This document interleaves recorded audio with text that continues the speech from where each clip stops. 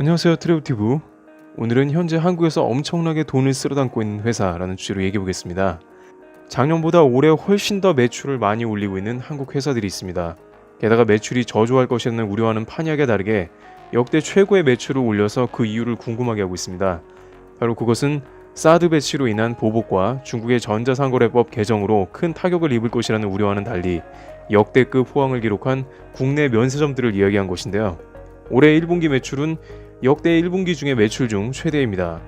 김정우 의원이 관세청에 제출한 자료에 따르면 작년보다 1분기 매출액은 27% 증가한 5조 6천억 원을 기록했습니다. 가장 큰 요인으로는 중국 관광객들의 매출이 전년비 35% 증가한 4조 3천억 원을 구매했기 때문입니다.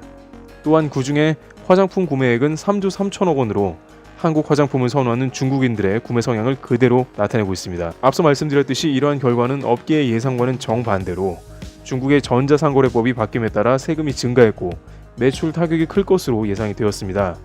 그러나 막상 뚜껑을 열어보니 다이군과 온라인 판매상이 구매 물량을 아예 기업형으로 늘리면서 객단가가 높아져서 매출이 크게 증가한 겁니다.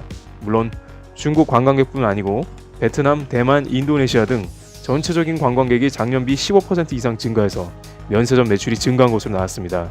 이런 것은 곧 주가로 반영이 되어 호텔 신라는 연초에 6만원대였다가 현재는 11만원에 접근했고 한화 갤러리아 타임월드도 2만원에서 4만원에 접근하며 35% 상승한 모습입니다. 증권업계에선 중국의 다이궁 중에 대형 법인화가 이루어지면서 매출이 이전과는 다르게 가파르게 커지고 있다며 만약에 시진핑 국가주석이 방한할 경우 한한령이 해제되면서 더욱더 중국 관광객 및 다이궁으로 인한 매출은 급상승할 것으로 보인다고 전망했습니다. 네티즌들은 이와 같은 중국발 호황이 생겼다는 소식이 들려오자 우리나라에서 매출이 증가하는 것은 좋은 일이라는 반응도 있었고, 한편으로는 매출이 늘지만 영업이익은 다소 줄어드는 면이 있는데 다이궁에게 과다한 수수료를 주다 보니 빚 좋은 개살구가 아니냐는 반응도 있었습니다. 아무래도 면세점이 전부 다 많아지면서 서로 과다하게 경쟁하는 면이 생긴 것입니다. 결국 현재 판도는 면세점은 중국 대형 법인형 다이궁들이 절대적인 주도권을 갖고 있는 시장으로 바뀐 것입니다.